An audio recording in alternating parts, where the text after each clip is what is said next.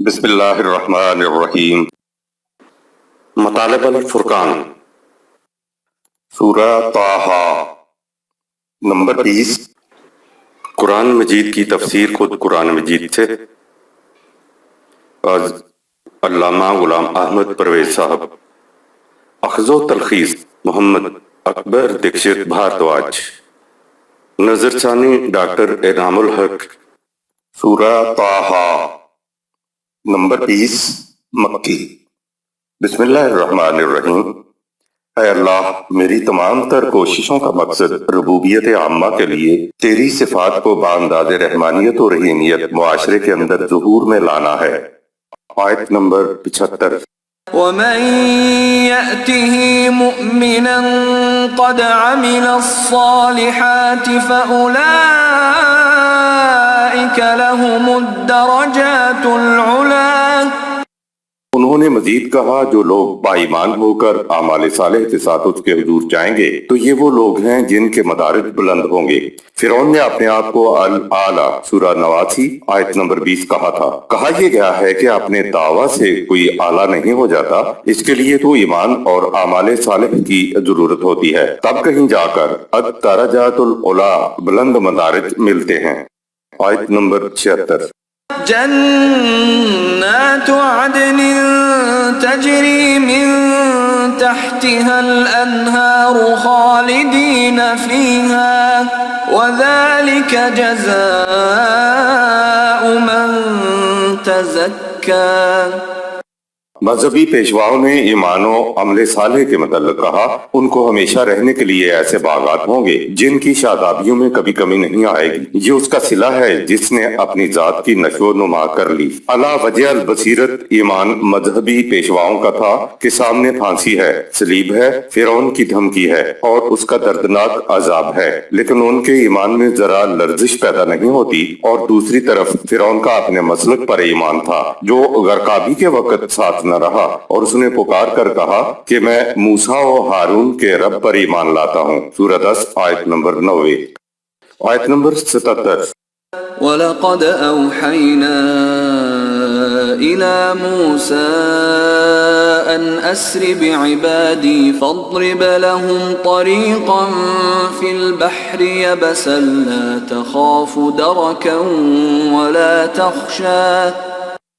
ہم نے موسیٰ علیہ السلام کی طرف وحی بھیجی کہ ہمارے بندوں کو لے کر راتوں رات یہاں سے نکل جا اور انہیں سمندر کے اس حصے سے پار لے کر جائے جہاں پانی خشک ہو چکا ہے۔ اس طرح نہ تجھے تعاقب کرنے والوں کی گرفت کا خدشہ ہوگا اور نہ ہی غرق ہو جانے کا اندیشہ۔ سورہ 26 آیت نمبر 63، سورہ 44 آیت نمبر 24۔ طریق کا بادہ توئے رے قاف ہے اور اس کے بنیادی معنی ہے کسی چیز کو کھٹکھٹانا یا تھپ تھپانا یا دستک دینا ہے۔ عربوں نے ضربہ فی العادت سے سفر کرنا مراد لیا ہے، اور لفظ طریق سے یہ معنی لیے کہ وہ پاؤں سے زمین کو تھپ تھپاتے یا کھٹکھٹاتے ہوئے جاتے ہیں۔ اس کھٹکھٹانے کی جہت سے تارک کا لفظ ہے۔ تارک ان کے ہاں اس مہمان کو کہا جاتا تھا جو بغیر اطلاع کے رات کے کسی حصے میں آئے اور باہر آ کر دستک دے۔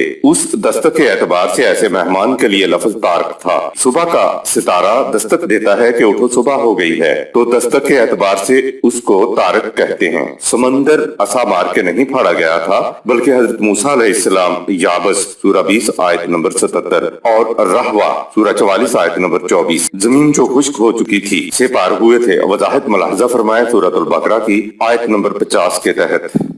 آیت نمبر 78۔ فَأَتْبَعَهُمْ فِرْعَوْنُ بِجُنُودِهِ فَغَشِيَهُمْ مِنَ الْيَمِّ مَا غَشِيَهُمْ۔ موسیٰ علیہ السلام کے گزرنے کے بعد فرعون نے اپنے لشکر کے ساتھ ان کا تعاقب کیا، لیکن سمندر کے پانی کا ریلا ان پر چھا گیا اور وہ غرق ہو گئے۔ آیت نمبر 89۔ وَأَضَلَّ فِرْعَوْنُ قَوْمَهُ وَمَا هَدَىٰ۔ اور اس طرح فرعون اپنی قوم کو لے ڈوبا، اس نے قوم کی رہنمائی سلامتی کے اس راستے کی طرف نہ کی جو اس کے سامنے موسیٰ علیہ السلام واضح طور پر پیش کر چکا تھا۔ آیت نمبر 80۔ یا بنی اسرائیل قد انجیناکم من عدوکم وواعدناکم جانب الطور الایمن ونزلنا عليكم المن والسلوى اے قوم بنی اسرائیل، ہم نے اس طرح تمہیں تمہارے دشمن سے نجات دلائی تھی اور طور کے دائیں جانب موسیٰ علیہ السلام پر وہ وحی نازل کی جس میں تمہارے لیے مستقبل کی کامرانیوں کے وعدے تھے، اور تمہارے لیے صحرائے سینا میں من و سلوہ مہیا کر دیا ہے۔ سورہ 2 آیت 57۔ من و سلوہ، پہلا لفظ من ہے۔ من ہر اس احسان الہی کو کہتے ہیں جس کے حاصل کرنے میں کسی قسم کی محنت اور مشقت نہ اٹھانی پڑے۔ اس لفظ کے معنی احسان مندی کے ہیں۔ من علیہ، مننا علیہ کے معنی ہے اس پر احسان کیا، یعنی بلا مزد و معاوضہ کچھ عطا کر دیا۔ امتنا علیہ کے بھی یہی معنی ہے، کیونکہ وہی خدا کی طرف سے بلا کسب و ہنر محض وہبی طور پر عطا ہوتی ہے، اس لیے قرآن کریم میں وہی کو بھی من سے تعبیر کیا گیا ہے۔ یہ من کا لفظ اس شیر خشت کے لیے بولا جانے لگا جو میٹھی میٹھی گوند ہوتی ہے، اس کو ترنجبین کی قسم کی میٹھی گوند بھی کہتے ہیں جو درختوں پر جم جاتی ہے۔ یہ گوند صحرا کی جھاڑیوں میں خود لگ جاتی ہے، یہ بڑی لذیذ ہوتی ہے۔ دوسرا لفظ سلوا ہے۔ سلوا دراصل بٹیر کی قسم کا پرندہ ہوتا ہے، یہ بھی صحرا میں عام ہوتا ہے۔ ویسے سلوا ہر اس چیز کو کہتے ہیں جو انسان کو تسلی دے، چنانچہ شہد کو بھی سلوا کہتے ہیں، اور گوشت کو بھی نیز اس لفظ سے ہر وہ شے مراد ہے جو وجہ تسلی ہو۔ امام راغب نے کہا کہ السلوا سفید رنگ کا ایک پرندہ بٹیر کے مشابہ ہے جو سینا کی وادیوں میں بنی اسرائیل کو کھانے کے لیے دستیاب تھا۔ یہ منو سلوا دراصل نباتاتی میٹھی گوند اور پرندوں کے گوشت پر مشتمل تھا۔ فرعون سے نجات دلانا، اس کی غلامی سے چھڑا کے یہاں لانا تو حصہ لا تھا۔ قرآن نے اس کو نعمت خداوندی قرار دیا ہے۔ اس کے بعد تو خدا نے یہ دیکھنا تھا کہ بنی اسرائیل کس قسم کے اعمال کرتی ہے۔ سورہ 10 آیت نمبر 14۔ مصر میں اس بات کا امکان نہیں تھا کہ بنی اسرائیل عملی طور پر بتا سکے کہ وہ کیسے اعمال کرتے ہیں۔ یہ ماتحت تھے، محکوم تھے۔ محکوم تو اپنے امکان بھر کام ہی نہیں کر سکتا۔ خدا نے بنی اسرائیل کو امکان بھر اعمال کرنے کا موقع دینے کے لیے آزادی دلائی۔ آیت نمبر 81۔ كلوا من طيبات ما رزقناكم ولا تطغوا فيه فيحل عليكم غضبي ومن يحلل عليه غضبي فقد هوى۔ اے بنی اسرائیل، جو خوشگوار چیزیں تمہیں دی جا رہی ہیں انہیں کھاؤ اور اس باب میں حدود شکنی نہ کرو، اگر ایسا کرو گے تو تم پر ہلاکت انگیز عذاب آ جائے گا۔ یاد رکھو جس قوم پر میرا عذاب آ جائے وہ ذلت کی پستیوں میں گر جایا کرتی ہے۔ لا تطغوا، منو سلوہ کو جمع کرنے اور تقسیم کے لیے بھی قوانین مقرر ہوئے ہوں گے، اس لیے کہا کہ خوشگوار چیزیں وہی ہیں جو قانون و ضابطہ کے اندر رہتے ہوئے کھاؤ گے۔ لا تطغوا سے مراد یہی ہے کہ قانون و ضابطے کے اندر رہ کر کھاؤ۔ فقط ہوا، وہ ذلت کی گہرائیوں میں گر جایا کرتی ہے۔ ہرچ و ہوا کے الفاظ تو آپ نے اپنے ہاں بھی سنے ہوں گے۔ عربی میں ہوا اس چیز کو کہتے ہیں جیسے پہاڑ کی چوٹی سے کسی پتھر کو گرانے کے لیے چھوڑا جائے تو شروع میں تو پتھر کے گرنے کی رفتار آہستہ ہوتی ہے، پھر وہ پتھر بڑی تیزی سے نیچے کی طرف آ رہا ہوتا ہے۔ تیزی سے پستیوں کی طرف آنے کو عرب ہوا کہتے ہیں، اور اس لفظ کو ان پست جذبات کے لیے استعمال کرتے تھے جو انسان کو شرافت کے بلند معیار سے پستیوں میں گرا دے۔ کہا کہ رزق کو طے شدہ قانون و ضابطے کے مطابق ہی کھانا۔ اگر قانون و ضابطے کو چھوڑا تو اپنی حرص و ہوا کے پیچھے لگ گئے تو تم شرف انسانیت کی چوٹیوں سے پستیوں کی طرف چلے جاؤ گے۔ یہ ہے فقط ہوا، یعنی ذلت کی پستیوں میں گر جانا۔ آیت نمبر 82۔ وَإِنِّي لَغَفَّارٌ لِمَن تَابَ وَآمَنَ وَعَمِلَ صَالِحًا ثُمَّ اهْتَدَى۔ ان پستیوں سے نکلنے کا طریق یہ ہوتا ہے کہ وہ قوم اپنی غلط روش کو چھوڑ کر پھر خدا کے راستے کی طرف آ جائے اور ایسے کام کرے جن سے اس کے اپنے اور انسانیت کے بگڑے ہوئے معاملات سنور جائیں، اور اس کے بعد خدا کے راستے پر قائم رہے تو اس کی سابقہ لغزشوں کے تباہ کن نتائج سے اس کی حفاظت ہو جاتی ہے۔ راتوں رات اب مسلمان بننے والے مسلسل تربیت کے بعد ہی مومن بنتے ہیں۔ بنی اسرائیل مصر میں آ کر رہی تو گو انہوں نے اپنا الگ تشخص بھی باقی رکھا، لیکن اتنا عرصہ مصریوں کے ساتھ رہے تو انہوں نے اہل مصر کی معاشرت، ان کا طرز تمدن اور بود و باش، یہاں تک کہ مصریوں کی بت پرستی تک اختیار کر لی تھی۔ جب حضرت موسیٰ علیہ السلام ان کو مصر سے لے کر نکلے تو راستے میں بت پرستوں کی ایک بستی آئی۔ انہوں نے بت پرستی دیکھ کر حضرت موسیٰ علیہ السلام سے مطالبہ کیا، ہمارے لیے بھی ایک ایسا بت بنوا دیجیے۔ حضرت موسیٰ علیہ السلام نے انہیں ڈانٹ دیا۔ ماحول کا بڑا گہرا اثر ہوتا ہے، اس لیے دین کے حامل قوم کی بھی مسلسل تعلیم و تربیت ہونی چاہیے۔ راتوں رات वक्त मुसलमान बनने से इंसान मोमिन नहीं बनता, क्योंकि मुद्दतों से चिमटे अकायद, तसव्वुरात, नजरियात और तखय्युलात जिंदगी भी तो साथ आते हैं। ऐसे लोगों की दीनी तालीम और तरबियत ना हो तो बस उनका नाम ही बदला हुआ होता है। ऐसे नए मुसलमान अगर बगैर तालीम और तरबियत रहें तो अरबी भी अजमी हो जाया करते हैं। ये असर होता है दूसरी कौमों की सोहबत का, और अगर दूसरी अकवाम गालिब हो तो फिर महकूम कौम शाहीन बनने की बजाय करगस गिद्ध बन जाया करते हैं। बहरहाल हजरत मूसा अलैहिस्सलाम ने हजरत हारून अलैहिस्सलाम से कहा कि मेरी गैर मौजूदगी में जानशीनी करना और मुफसिदीन की राह न चलना। सूरह 7 आयत 142। हजरत मूसा अलैहिस्सलाम ने हजरत हारून अलैहिस्सलाम को खोलकर बता दिया कि उनके अंदर अभी इस किस्म के अनासर हैं जो बड़े साजिशी हैं, उनका ध्यान रखना। आयत नंबर 83। وما أعجلك عن قومك يا موسى मूसा अलैहिस्सलाम तूर पर हाजिर हुआ तो हमने उससे कहा कि ऐ मूसा, तुझे अपनी कौम को छोड़कर जल्दी से यहाँ आने पर किस बात ने उभारा? अभी तो कुछ वक्त कौम की तरबियत करनी चाहिए थी। आयत नंबर 84।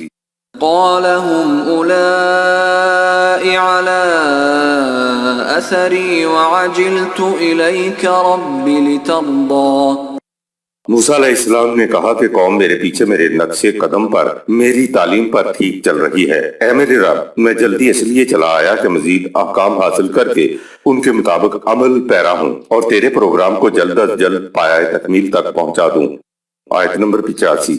قال فإنا قد فتنا قومك من بعدك وأضلهم السامري खुदा ने फरमाया कि तेरी कौम तेरे पीछे एक मुसीबत में फंस गई है और सामरी ने उसे गुमराह कर दिया है। सामरी का मफहूम, वैसे तो यहूदियों में सामरी एक कौम का नाम है जो इसराइली कबाइल में से है, लेकिन अगर असमरी की असल समर है तो अरबों के यहाँ इसके मानी दास्तान गो यानी किस्से कहानियां कहने वाले के हैं। अरबों के यहाँ सीन मीम रे का अलग मादा है और ये होता है दास्तान गो या वाज गो, जो कौमों को सुनाने के लिए दास्तानें सुनाता है। उसको अरब सामरी या वाइज कहते हैं। किस्से सुनाते हुए कुछ जेबे दास्तान के लिए बढ़ा भी देना सामरीयत है। उनके किस्से इंसानी जहन को बचपन की सतह पर रखते हैं। ये सामरी गलत अकायद और तसव्वुरात में तकद्दुस पैदा करके जहनों के अंदर रासिख कर देते हैं। मिस्र से हिजरत के वक्त सामरी किस्सा गो भी साथ आ गया था। कुरान ने इस शख्स की सिर्फ सामरी का जिक्र किया है, उसका नाम नहीं लिया है। आयत नंबर 86। فرجع موسى إلى قومه غضبان أسفا قال يا قوم ألم يعدكم ربكم وعدا حسنا أفطال عليكم العهد أم أردتم أن يحل عليكم غضب من ربكم فأخلفتم موعدي मूसा अलैहिस्सलाम ने सुना तो अफसोस करता हुआ और गुस्से से भरा हुआ अपनी कौम की तरफ लौटा और उनसे कहा कि ऐ मेरी कौम के लोगों, क्या तुम्हारे रब ने तुमसे जिंदगी की खुशगवारियों के वादे नहीं किए थे? फिर क्या इन वादों के पूरा होने में कोई लंबा अरसा लग गया था जो तुम अपने खुदा से नाउम्मीद हो गए और उसकी जगह और माबूद तराश लिया? या क्या तुमने जानबूझकर तहिया कर लिया है कि तुम पर खुदा का गजब नाजिल होकर रहे, इसलिए तुमने मुझसे यूं अहद शिकनी की है? आयत नंबर 87। قالوا ما أخلفنا موعدك بملكنا ولكننا حملنا أوزارا من زينة القوم فقذفناها فكذلك ألقى السامري उन्होंने कहा कि हमने अपनी मर्जी से अहद शिकनी नहीं की, बल्कि मिस्री कौम की देखा देखी हमने जेबो जीनत के जो जेवरात पहन रखे थे वो इस सहराई जिंदगी के सफर में हम पर मुफ्त का बोझ बन रहे थे। चुनांचे हमने वो बोझ उतार फेंका। ये ख्याल हमारे दिल में सामरी ने डाला था। गज़बान आसिफन, गुस्से और अफसोस से भरा हुआ। फिरौन जैसी कौम के दस्ते मजालिम से कौम को बचा कर ले आना। तरबियत इतनी के कुरान ने कहा है कि तरबियत मिस्र के दौरान ही शुरू कर दी गई थी। तरबियत के लिए एक नहीं दो रसूल मौजूद थे। फिरौन की गुलामी में उनका अलग मरकज मिल्लत न था, फिरौन बनाने ही न देता था, तो खुदा ने कहा कि तरबियत के लिए अपने घरों को किबला बना लो। इतनी तरबियत के बावजूद बछड़े की परस्तिश शुरू कर देना तो गुस्सा तो आना ही था। आयत नंबर 88। فأخرج لهم عجلا جسدا له خوار فقالوا هذا إلهكم وإله موسى فنسي. پس سامری نے ایک بچڑا سا بنا دیا، وہ تھا تو محض ایک بے جان دھاڑ، لیکن سامری نے اسے ایسا بنایا کہ اس میں سے بچڑے کی سی آواز نکلتی تھی۔ لوگ اسے دیکھ کر پکار اٹھے کہ یہ ہمارا بھی معبود ہے اور موسیٰ علیہ السلام کا بھی، لیکن یہ اس بات کو بھول گئے کہ موسیٰ علیہ السلام آ کر کیا کہے گا۔ آیت نمبر 99۔ أفلا يرون ألا يرجع إليهم قولا ولا يملك لهم ضرا ولا نفعا. بچڑے کی آواز تو سنی لیکن انہوں نے اس بات پر غور نہیں کیا کہ وہ اس کی کسی بات کا جواب نہیں دے سکتا اور نہ ہی ان کے لیے کسی قسم کے نفع یا نقصان کی قدرت رکھتا ہے۔ آیت نمبر 90۔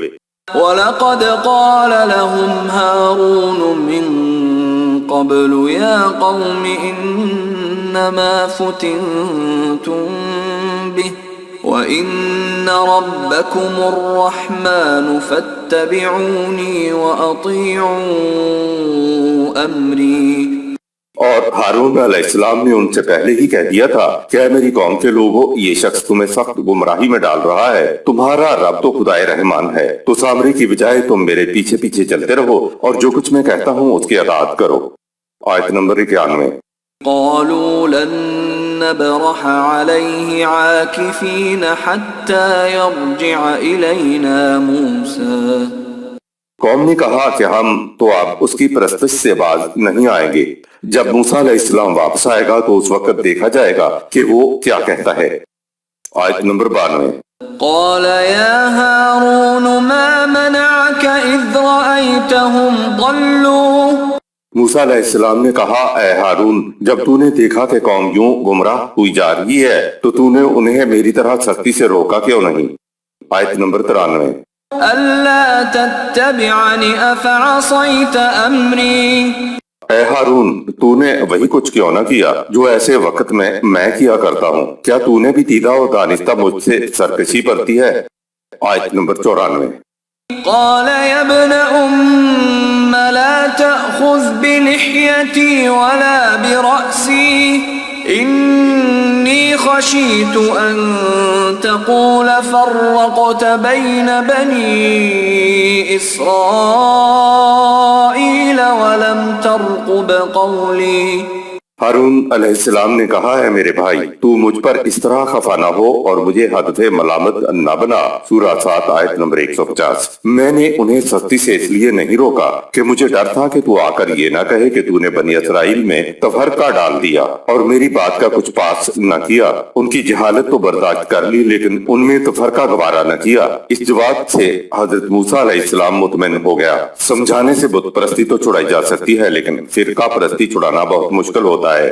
قوم کی بت پرستی پر حضرت ہارون علیہ السلام نے اس مصلحت کی بنا پر خاموشی اختیار کی تھی کہ کہیں قوم میں تفرقہ پیدا نہ ہو جائے۔ پوچھنے پر یہی مصلحت حضرت ہارون علیہ السلام نے حضرت موسیٰ علیہ السلام کو بتائی۔ حضرت ہارون علیہ السلام کا جواب یہ تھا کہ مجھے ڈر تھا کہ تو آ کر کہے کہ تو نے قوم میں تفرقہ ڈال دیا اور میری بات کا کچھ لحاظ نہ کیا۔ حضرت ہارون علیہ السلام نے قوم کی بت پرستی تو برداشت کر لی مگر یہ نہ چاہا کہ قوم میں فرقے پیدا ہوں، کیونکہ فرقہ پرستی یا فرقہ بندی تو مستقل شرک ہے اور بت پرستی عارضی جہالت ہے جس کو دلائل سے دور کیا جا سکتا تھا۔ امت میں تفرقہ پڑ جائے تو دین ختم ہو جاتا ہے۔ قرآن کا بیان دیکھیے، مسلمانوں سے کہا جا رہا ہے دیکھنا تم خدائے واحد پر ایمان لانے کے بعد کہیں مشرک نہ ہو جانا، یعنی ایسے لوگوں میں سے نہ ہو جانا جنہوں نے دین میں تفرقہ بندی پیدا کر لی اور خود بھی ایک فرقہ بن کے بیٹھ گئے۔ ہر فرقہ سمجھتا ہے کہ جس طریق پر ہم چل رہے ہیں وہی حق و صداقت کی راہ ہے، اس لیے وہ اپنے آپ پہ مگن ہو کر بیٹھ رہتے ہیں۔ سورہ 30 آیت 31-32۔ ایک دوسری جگہ کہا کہ جنہوں نے اپنے دین میں فرقے بنا لیے اور خود بھی ایک فرقہ بن گئے، اے رسول تیرا ان سے کوئی تعلق نہیں رہا۔ سورہ 6 آیت 160۔ یہ جو اوپر کہا گیا ہے تو کیا مسلمان بت پوجنے لگ جائیں؟ کہا کہ نہیں، وہ اپنے دین میں فرقے پیدا کر لیں گے، یہ شرک ہے۔ بت پوجنے والے شرک کی تو یہ حقیقت ہے کہ موسیٰ علیہ السلام نے بت کو لیا، جلایا، پیسا، راکھ کیا اور پانی میں بہا دیا۔ اس طرح بتا دیا کہ بت کتنا بے اختیار ہے اور بت والا شرک ختم ہو گیا۔ فرقے پیدا ہو جائے تو پھر حق و صداقت کی تلاش کس کو رہتی ہے؟ پھر تو ہر فرقہ یہی کہتا ہے کہ ہم حق پر ہیں۔ جب صداقت کی تلاش ختم ہوئی تو فرقہ تو مستقل پرماننٹ بنیادوں پر قائم ہو گیا۔ جب تک کوئی فرقہ حق کی تلاش شروع نہیں کرے گا، فرقہ تو برقرار رہے گا۔ اس قسم کے شرک میں قوم بٹ جاتی ہے، ایک مرکز پر نہیں رہتی، اپنے مسلک کا خول اپنے اوپر چڑھا لیتی ہیں۔ گزشتہ 1400 سالوں میں بڑے بڑے دین کے علمبرداروں نے فرقے ختم کرنے کے لیے زور لگا کر دیکھ لیا، مگر الٹا اضافہ ہی ہوتا چلا گیا۔ بت پرستی کا شرک تو مٹ جاتا ہے، لیکن فرقہ پرستی کا شرک ختم ہونے کا نام نہیں لیتا۔ کسی فرقہ سے اپنا تعلق جوڑنے کی بجائے قرآن سے ربط رکھتے ہوئے صرف مسلمان کہلانا چاہیے۔ آج حالت یہ ہو گئی ہے کہ کسی سے پوچھا جائے کہ آپ کا دین کیا ہے، جواب مسلمان سے تسلی نہیں ہوتی، پوچھا جاتا ہے کہ بھئی مسلمان تو ہو، لیکن کون سے مسلمان ہو؟ اگر کہا جائے کہ صرف مسلمان تو کہا جاتا ہے کہ یہ تو ہو نہیں سکتا، آپ کو کسی فرقے سے منسلک ہونا چاہیے۔ ایسے معاشرے میں انسان توحید پرست نہیں رہ سکتا، آپ کو مشرک بننا پڑے گا، کسی فرقے سے تعلق جوڑنا ہوگا۔ کہا جائے کہ میرا تعلق اہل سنت والجماعت سے ہے تو پوچھا جاتا ہے کہ کون سے سنی ہو؟ جواب دیا جائے کہ میں حنفی سنی ہوں تو مزید پوچھا جاتا ہے کہ حنفی میں دیوبندی ہو یا بریلوی ہو۔ اگر کہا جائے کہ بریلوی ہوں تو پھر پوچھا جاتا ہے کہ قادری ہو یا نقش بندی ہو۔ بات فرقہ بندی کے شرک کی ہو رہی تھی تو فرقہ بندی کے شرک سے انسان کا تعلق خدا سے تو کٹ ہی جاتا ہے، ساتھ ہی ایسے فرقہ باز انسان کا تعلق رسول سے بھی نہیں رہتا۔ سورہ 6 آیت 160۔ خدا نے ہمارا نام مسلمان رکھا ہے۔ سورہ 6 آیت 164۔ ہر نبی ایمان لانے کے بعد کہتا میں سب سے پہلا مسلمان ہوں۔ مسلمان نام سننے کے بعد سننے والا مطمئن نہیں ہوتا، حالانکہ کہا گیا تھا کہ تم سب کے سب اجتماعی طور پر حبل اللہ نظام اسلام کو مضبوطی کے ساتھ اطاعت کرنے کی خاطر تھام لو۔ سورہ 3 آیت 102۔ خدا کی کتاب کے ساتھ اپنا ربط رکھو تو فرقے مٹ جائیں گے، لیکن آج تو صرف خدا کی کتاب سے ربط رکھنا سب سے بڑا جرم ہے۔ جب انسان فرقہ پرستی میں ڈوب جاتا ہے تو مفاد پرستیاں ان کے برے اعمال کو ان کی نگاہ میں خوشنما بنا کر دکھاتی ہیں۔ سورہ 16 آیت نمبر 63۔ آج جب فرقہ پرستی سے متعلق آیات سامنے لائی گئیں تو ہر فرقہ کہنے لگا کہ ہم فرقہ نہیں ہیں بلکہ مکاتب فکر ہیں، اس لیے ہم مشرک نہیں ہیں۔ مکاتب فکر تو فلسفہ ہے، اس کو سکول آف تھاٹ کہتے ہیں۔ فلسفے کی بنیاد پر تو فرقے نہیں بنا کرتے۔ ابن رشد، ابن عربی اور علامہ اقبال فلسفی تھے، بتائیے ان کے نام پر کون کون سے فرقے ہیں؟ کبھی ان تینوں فلسفیوں کے ماننے والوں نے کہا کہ یہ ہماری مسجد ہے، حدیث تو غلط ہے مگر اس کو صحیح حدیث ہی مانا جاتا ہے۔ صحاح میں ہے کہ بنی اسرائیل میں 72 فرقے ہیں اور میری امت میں 73 فرقے ہوں گے۔ اگر آج کوئی فرقہ نہیں ہے، مکاتب فکر ہیں، تو پھر حدیث میں یہ کن فرقوں کا ذکر ہے؟ اور پھر قول رسول کے بارے میں آپ کی کیا رائے ہے؟ جنہیں رسول اللہ صلی اللہ علیہ وسلم نے فرقہ کہا وہ کہاں ہیں؟ کہتے ہیں کہ ہم فرقہ نہیں مکاتب فکر ہیں۔ شیطان نے ان کے غلط اعمال کو مزین بنا کر دکھا دیا۔ سورہ 16 آیت نمبر 63۔ آیت نمبر 95۔ قال فما خطبك يا سامري؟ پھر موسیٰ علیہ السلام نے سامری سے کہا کہ تجھ پر ایسی کیا بنی تھی کہ تو نے یہ کچھ کر دیا؟ آیت نمبر 96۔ قال بصرت بما لم يبصروا به فقبضت قبضة من أثر الرسول فنبذتها وكذلك سولت لي نفسي۔ سامری نے جواب دیا کہ میں نے وہ کچھ بھانپ لیا تھا جو دوسروں کے تصور میں بھی نہیں آ سکتا تھا۔ میں نے تیرے پیغام رسالت کو پوری طرح اختیار نہیں کیا تھا، اس میں بس تھوڑا سا حصہ لیا تھا تاکہ لوگ سمجھیں کہ یہ ہم میں سے ہے۔ تیری غیر موجودگی میں میرے دل نے یہ شرک کا نقشہ میرے سامنے پیش کیا جو مجھے بڑا دلکش نظر آیا، چنانچہ میں نے تمہاری تعلیم کا وہ تھوڑا سا حصہ بھی جسے میں نے اختیار کیا تھا چھوڑ دیا اور تمہاری قوم کو بت پرستی کی طرف لے آیا۔ اثر رسول کا مفہوم۔ قال بصرت بما لم يبصروا به सूरा 20 आयत नंबर 96। सामरी ने कहा कि जब मैं तेरी कौम की तरफ आया तो मैंने वो कुछ भांप लिया था जो तेरी कौम के तस्वर में भी नहीं आ सकता था। यानी मैंने तेरी कौम की ज़हनियत और कैफियत का अंदाजा लगाया कि अभी उनका ईमान बड़ा ही नापुख्ता है। ये मुसलमान तो हो गए हैं लेकिन बातिल अकायद उनके दिलों से अभी निकले नहीं हैं और इस बात का खुद उन्हें मालूम नहीं था। ये तो अपने आप को पक्का मोमन करार दे रहे थे जबकि उनके दिल की हालत ये कुछ थी। गौर कीजिए, इंसान खुद ये अंदाजा ही नहीं लगा सकता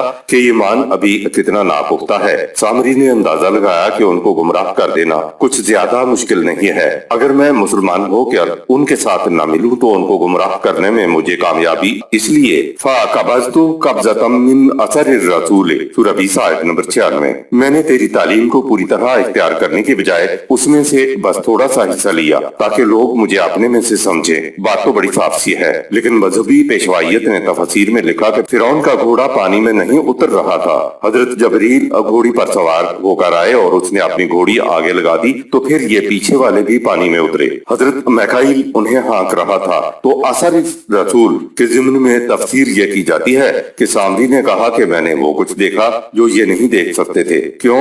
क्या मूसा अलैहिस्सलाम की कौम अंधी थी? तफसीर के मुताबिक सामरी ने देखा ये कि हजरत जबरील घोड़ी पर आ रहे हैं तो घोड़ी की कलाए नाल का हुनर, फन, चाल ढाल मेरी समझ में ना आती थी। मैंने इस घोड़ी के पांव के नीचे मिट्टी देखी तो मैं समझ गया कि ये मिट्टी काम कर सकती है। अगर मैं धात का एक बुत सा बना दूं और ये मिट्टी उसमें डाल दूं तो वो बोलने लग जाएगा। ये असर रसूल की तफसीर की जाती है। खुदा ने पूछा था कि ऐ मूसा अलैहिस्सलाम कौम को छोड़कर जल्दी क्यों चले आए? तो मूसा अलैहिस्सलाम ने कहा कि मेरी कौम मेरे पीछे मेरे नक्शे कदम पर, मेरी तालीम पर ठीक चल रही है। ऐ मेरे रब, मैं जल्दी इसलिए चला आया कि मजीद अहकाम हासिल करके उनके मुताबिक अमल पैरा हूँ और तेरे प्रोग्राम को जल्द पाया तकमील तक पहुँचा दूँ। सूरा 20 आयत नंबर 84। आयत 84 में लफ्ज असरी का मफहूम ये है कि मेरे नक्शे कदम पर या मेरी तालीम पर। तो उस आयत 2096 में असर रसूल का मफहूम रसूल की तालीम क्यों नहीं? फ़नबज़्तुहा,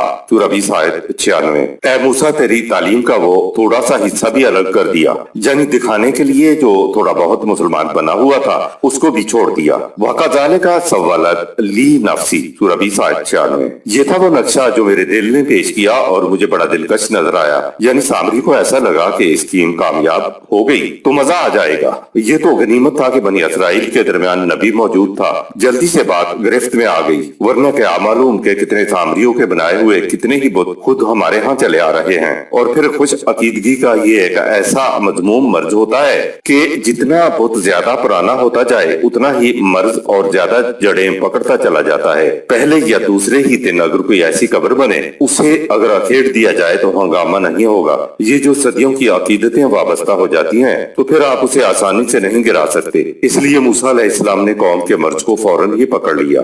आयत नंबर 97।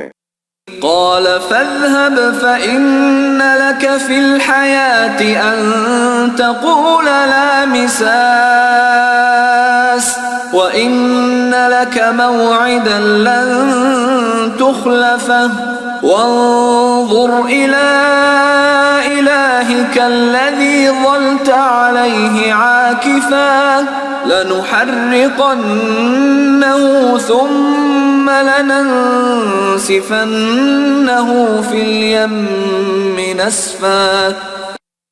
मूसा अलैहिस्सलाम ने सामरी से कहा कि चल यहाँ से दूर हो, अब सजा के तौर पर तुझसे मुआशरती ताल्लुकात उम्र भर के लिए मुनक़ता हैं। लिहाजा अब तो हर वाकिफ और नावाकिफ से कहता फिर कि मुझे ना छूना, मैं तो रांदाए दरगाह हूँ और उसके बाद आखिरत में एक वादा है जिससे तू कभी बच ना सकेगा।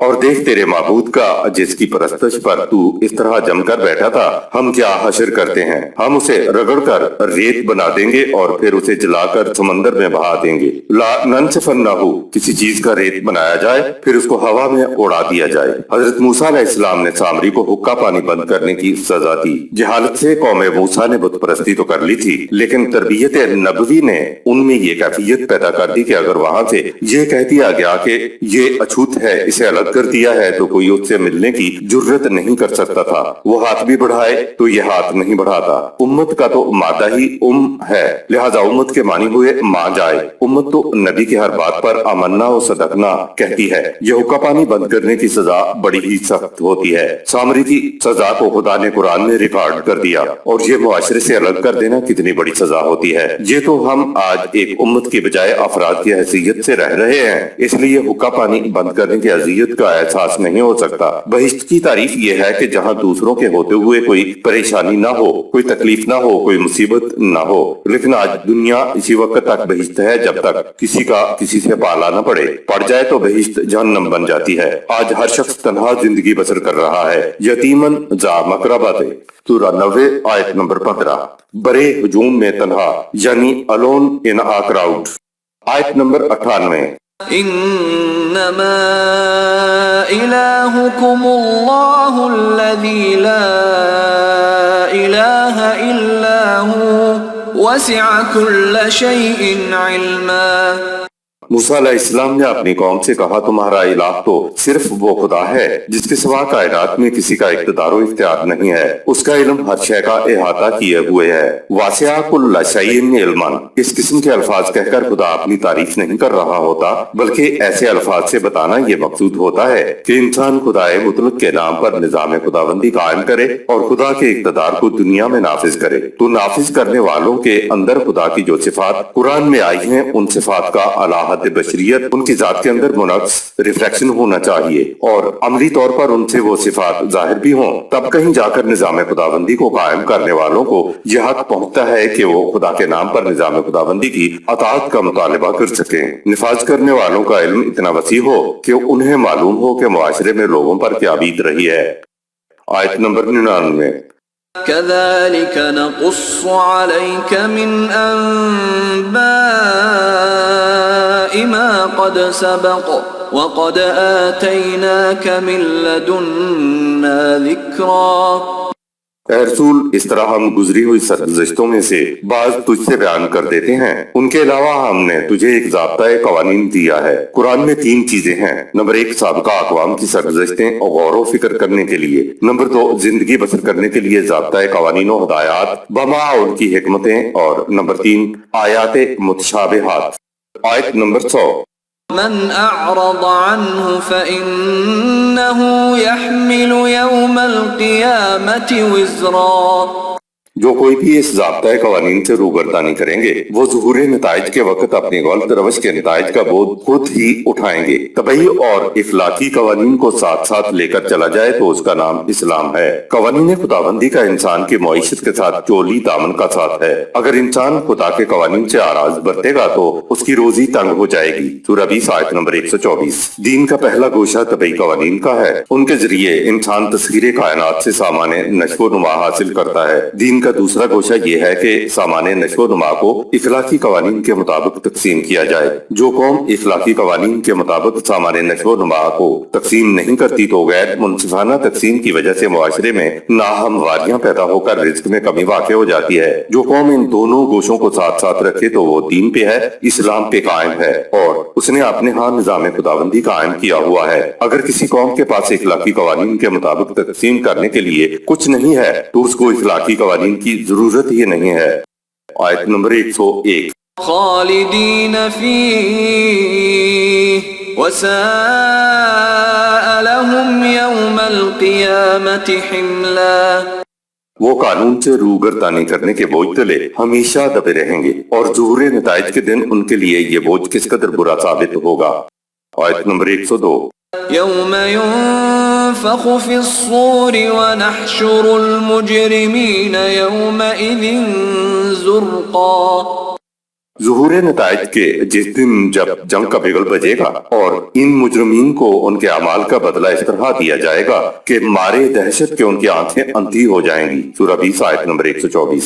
نفخ سور، حشر اور زرقن کا مفہوم اس آیت میں آیا ہے کہ سور پھونکا جائے گا، حشر برپا ہوگا، قیامت آئے گی، اعمال کے بدلے نتائج سامنے آئیں گے۔ ہمارے سامنے اخروی زندگی کا یہی نقشہ سامنے آتا ہے۔ اخروی زندگی پر ہمارا ایمان ہے، اس ایمان کے بغیر تو کوئی شخص مسلمان हो ही नहीं सकता। लेकिन ये समझना गलत है कि ये सब कुछ वहाँ जाकर होगा। नताइज वहाँ जाकर मुरतब होंगे और ये कि इखलाकी कवानीन के नताइज यहाँ मुरतब नहीं होंगे। कुरान ने बताया है कि गलत मुआशरा और गलत कारकौम के गलत निजाम के नताइज इस दुनिया में भी सामने आते हैं और उखरवी दुनिया में भी। रसूलुल्लाह सल्लल्लाहु अलैहि वसल्लम की तालीम के मुकाबले में ये बड़े बड़े कुरैश सरदार रईस निकलाए थे। अब आखिरी मकाम वो आ गया जहाँ उनके साथ टकराव होना है। मुसलमानों के मुकाबले में कुफार के जत्थे की तादाद ज्यादा थी। मुसलमानों को ख्याल तो गुजरता होगा कि ये जो इतने बड़े बड़े सरदार मुकाबले पर आ रहे हैं तो क्या उनका मुकाबला हो भी सकेगा। खुदा ने तसल्ली देने के लिए पहले कमजोर बनी इसराइल के मुकाबले में फिरौन और उसके रफाका की मिसाल दी कि वो किस तरह नेस्त तो नाबूद हो गए। बताया जा रहा है कि इतने बड़े बड़े सरदारों से तुम्हारा मुकाबला होगा। फिरौन की मिसाल सामने रखो और घबराना नहीं। कुरान में सूर, हशर और क़यामत के अल्फाज आते हैं तो ये बात नहीं है कि ये उखरवी जिंदगी की कुरान बात कर रहा है। इस किस्म के अल्फाज को कुरान मजाजी अंदाज में भी इस्तेमाल करता है। ऐसे अल्फाज को मजाजी मानी में इस्तेमाल के लिए अरबी जुबान उसकी सनद देती है और कुरान उसकी तायीद करता है। ताजुल उरूस अल मुफरदात की गराइबल कुरान और मुहीत अल मुहीत जैसी शोहरा आफाक लुगात में लिखा है कि सूर उस नरसंगे को कहते हैं जो लड़ाई के वक्त बजाया जाता है और जिससे मुराद ऐलान जंग होता है। इस एतबार से नौफिका फिस्सूर का ताल्लुक इस दुनिया के हवादिस से होगा और उसका मतलब ये होगा कि जब निजाम खुदाबंदी के इनकलाब को बर्पा करने के लिए बातिल कुव्वतों के खिलाफ ऐलान जंग किया जाएगा। मुखालिफिन को ऐसी सजा दी जाएगी कि मारे दहशत के उनकी आंखें अंधी हो जाएंगी। फरमाया कि ऐ जमाअत मोमिनीन डरते क्यों हो, जंग के बिगल बजेंगे। नौफिका फिस्सूर होगा। अरब इकट्ठा होने को हशर कहते हैं। अरब लोग तो जंग के मैदान में जहाँ लश्कर इकट्ठे हो जाएं उसको महशर कहा करते थे। लश्कर का मानी ही जमा होना है। कहा कि घबराओ नहीं, उन्हें मैदान जंग में इकट्ठे होने दो, जंग का बिगल बजने दो। उस वक्त मारे खौफ के उनकी आंखें अंधी हो जाएंगी। जुर्कन एक तो पैदाइशी तौर पर आंखें नीली होती हैं और दूसरी बात है कि किसी परेशानी, खौफ या बुनियादी या कमजोरी की वजह से आंखें नीली हो जाती हैं तो इसके बाद आदमी अंधा हो जाता है। अरब उसके लिए भी लफ्ज जारकन बोलते थे पहले और गुजर चुका है कि जो कौम इखलाकी कवानीन से आराज बरतेगी उसकी आंखें अंधी हो जाएंगी। इसलिए कहा कि उन्हें आने दो, तुम देखोगे कि किस तरह हम उनकी आंखों की बिनाई उचित कर ले जाते हैं। अगली आयत में जिक्र है कि उसके बाद वो कैद होंगे और कैदी बुलंद आवाज में नहीं बल्कि चुपके चुपके बातें कर रहे होंगे। आयत नंबर 103। यतखाफतून बैनहुम इल्ला बिस्तुम इल्ला अशरा। वो आपस में चुपके चुपके बातें कर रहे होंगे कि ऐशो इशरत की जिंदगी किस कदर नापायदार और मुख्तसर निकली, बस यूं ही हफ्ता अशरा के बराबर। सूरह 75 आयत 20-21, सूरह 76 आयत नंबर 28। आयत नंबर 104। नहनु अअलमु बिमा यक़ूलून इज़ यक़ूलु अमसलुहुम तरीक़तन इल्ला बिस्तुम इल्ला यौमा। हम खूब जानते हैं कि वो दहशत और हर आसानी में किस किस किस्म की बातें करेंगे। इनमें से जो सबसे ज्यादा सूझ बूझ वाला होगा वो कहेगा कि तुम्हारी ऐशो इशरत की जिंदगी की मुद्दत को गोया एक दिन से ज्यादा न थी। कौम मूसा अलैहिस्सलाम और कौम मोहम्मद सल्लल्लाहु अलैहि वसल्लम में मुमासिलत। अगरचे कुरान तारीख की किताब नहीं है फिर भी वो साबिका अक़वाम की सरगुज़श्तें बयान करता है जिससे बताना मकसूद ये होता है कि जिस कौम ने अपने यहाँ गलत निज़ाम जिंदगी इख्तियार और नाफिज किया उसका अंजाम तबाही और बर्बादी की शक्ल में सामने आया। ख्वाह उन्हें कितने ही मादी असबाब और कुव्वतें क्यों ना हासिल हों, उसके मुकाबले में हक की आवाज बुलंद करने वाला दाई मुकाबलातन कम साजो सामान के साथ भी कामयाब नजर आएगा। दरअसल हक के अंदर अपनी एक कुव्वत होती है जो फवारे की तरह अपने जोरे दरून से उभरती है और गालिब आ जाती है। कुरान हकीम ने अपने इस दावा की तायीद और तस्दीक के लिए ये दास्तानें बयान की हैं और इन दास्तानों में सबसे ज्यादा जुल्म और इस्तबदाद का मुजस्सिमा फिरौन है। जुल्म और इस्तबदाद के दो और मुजस्मे हामान और कारून भी उसके साथ थे। ये दास्तान चूंकि मोहम्मद सल्लल्लाहु अलैहि वसल्लम के साथ पेश आने वाले वाक़यात से बहुत मुशाबिहत रखती है, इसलिए उसको खुदा ने निस्बतन तफसील से जिक्र किया है। बनी इसराइल जमात मोमिनीन की तरह बेसर सामान, कमजोर और नातवान थी। बनी इसराइल की मिस्र से वादी सीना की तरफ हिजरत की तरह जमात मोमिनीन ने भी बेसर सामानी की हालत में मक्का से मदीना हिजरत की। फिरौन ने बनी इसराइल का ताक़ुब किया तो कुरैश ने भी जमात मोमिनीन का मदीने तक ताक़ुब किया। हालांकि कुरैश को अगर उनके मक्का में रहने से कोई खतरा था भी तो ये मदीना हिजरत करके आ गए थे, लेकिन कुरैश जानते थे कि अगर ये निजाम कहीं कायम हो गया तो फिर दीगर अक़वाम ग्रोह दर ग्रोह उसके अंदर शामिल हो जाएंगी। उसके बाद इन कुरैश की सारी सरदारियों की आदत, उनकी मजहबी पेशवाइयत बाकी नहीं रहेगी। फिरौन को भी यही खतरा था, इसीलिए उसने बनी इसराइल का ताक़ुब किया था। कुरैश का तो अपना कोई मजहब न था, सिर्फ मक्का के मुतवल्ली होने की निस्बत से सारे अरब पर उनकी धाक बैठी हुई थी। बात को समझाने के लिए कुरान करीम तशबीही अंदाज इख्तियार करता है। वो जो कशमकश और इनकलाब की दास्तान थी, कुरान करीम ने उसको तशबीही अंदाज में अगली आयत में पेश कर दिया है। आयत नंबर 105। وَيَسْأَلُونَكَ عَنِ الْجِبَالِ فَقُلْ يَنسِفُهَا رَبِّي نَسْفًا।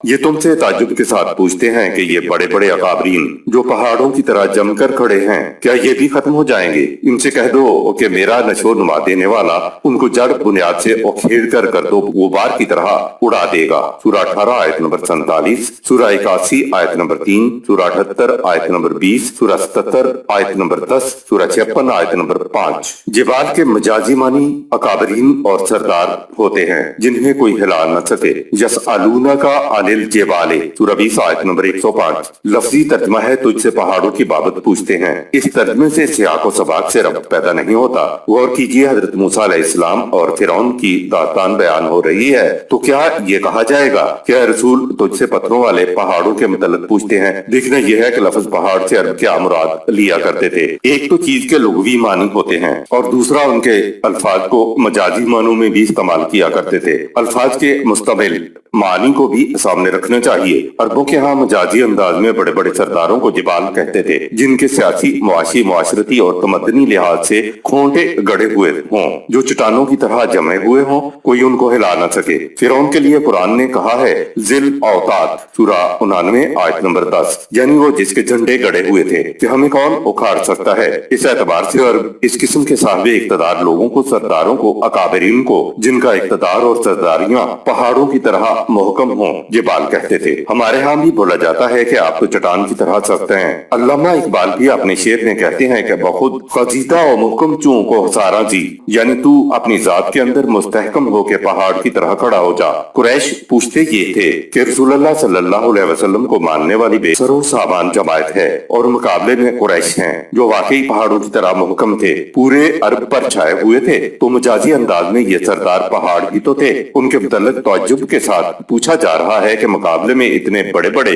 मुस्तहकम पहाड़ हैं, तो उनके होते हुए रसूल सल्लल्लाहु अलैहि वसल्लम से पूछा जा रहा है कि तेरा इनकलाबी प्रोग्राम किस तरह कामयाब हो सकेगा। खुदा ने जवाब दिया कि इन सरदारों की हवा उखड़ जाने के बाद ही इनकलाब आएगा। खुदा का वही कानून जो बनी इसराइल के खुरूज मिस्र में कार फरमा था, वो कानून कालादम तो नहीं हो गया है। इसी कानून के कार फरमा होने से ये लोग रेजा रेजा हो जाएंगे, जर्रों में बदल जाएंगे। मजाजी अंदाज में ये सरदार इतने हल्के हो जाएंगे कि हवा इन्हें इधर से उधर उड़ाए उड़ाए फिरेगी। यहाँ भी जर्रों का लफ्ज मजाजी अंदाज में इस्तेमाल हुआ है। आयत नंबर 106। فَيَذَرُهَا قَاعًا صَفْصَفًا। और ये पहाड़ अकाबरीन ऐसे साफ और हमवार हो जाएंगे कि काअन, सूरा 20 आयत नंबर 106। अलकाओ कहते हैं हमवार और नशीबी जमीन जो वसी हो और इसमें नशीबो फराज ना हो, ना उनमें कंकरियां हो और ना ही पत्थर। उसके अलावा इस जमीन में दरख्त भी पैदा ना होते हों, यानी बंजर जमीन, साफ चटियल मैदान जिसमें टीले और पहाड़ ना हो। दूसरा लफ्ज है सफसफन, सूरा 20 आयत नंबर 106। इसका मादा है स्वाद फे और मानी है सफ बनाना, सफबंदी करना। असफ वो लोग जो लाइन लगाकर खड़े हों। असफ सपाट और हमवार जमीन जिसका घास वगैरह सब साफ कर दिया गया हो। लिहाजा कान सफसफन, साफ चटियल हमवार मैदान जिसकी तमाम ऊंच नीच खत्म हो चुकी हो, यानी अकाबरीन साफ चटियल और हमवार मैदान बनकर उनके अंदर नशीबी आ जाएगी। आयत नंबर 107। ला तरा फीहा इवजा वला अम्ता। तू देखेगा कि इनमें ना कोई टेढ़पन बाकी रहा है ना ऊंच नीच। सूरा 7 आयत 86। उनके सारे बनकस निकल जाएंगे। एवजन और आमतन का मफहूम और जिबाल से अकाबरीन मराद लेने का जवाज। एवाजन ऐन पर जबर के साथ आवाजो इस महसूस फिजिकल टेढ़पन को कहते हैं जो आंखों से नजर आ जाए, उसको देखा जा सके, मसलन टेढ़ी दीवार या टेढ़ी लाइन। और ऐन पर जेर एवाजो इस गैर महसूस टेढ़पन और नाहमवारी को कहते हैं जो अक्ल बसीरत से देखी जा सके, मसलन मुआशरे की नाहमवारियां और निजामे जिंदगी का टेढ़ापन। आमतन के मानी है नशेबो फराज ऊंच नीच। एवाजन और आमतन में बातिल के निजाम की और बातिल के इक़्तिदार की दो चीजें बताई हैं जिसे आप सियासत कहते हैं। इसका सारा राज ही इस पेचोखाम पर होता है जिसे आप कजरवी क्रॉकड-नेस कहते हैं। इन पेचोखाम में ये सबको उलझाए रखते हैं और उसका नतीजा मुआशरे में नशेबो फराज की वो नाहमवारियां होता है जो उन्होंने पैदा की हुई होती हैं। बातिल के इक़्तिदार की दूसरी चीज मुआशरती ऊंच नीच है। जहाँ कहा गया है कि एक दौर आएगा कि जहाँ एक तरफ तो ये शौरी और इदराकी गैर महसूस नाहमवारियां खत्म हो जाएंगी तो दूसरी तरफ तबकाती ऊंच नीच भी बाकी नहीं रहेगी। उसके बाद न तो उनकी सियासत के पेचोखम रहेंगे और न तबकाती नाहमवारियां रहेंगी जो उन्होंने पैदा कर रखी हैं। इन दो अल्फाज एवाजन और आमतन में दोनों मुआशरों का तकाबल किस हसीन और वाज़ेह अंदाज में किया है कि बातिल निजाम में एवाजन और आमतन की दोनों कैफियतें होती हैं।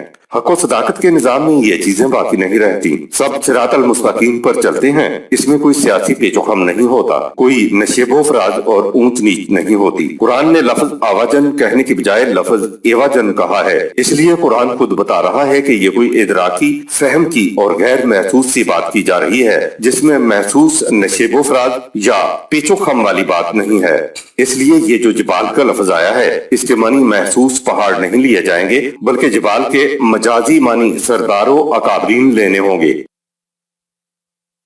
सदकल्लाहुल अज़ीम।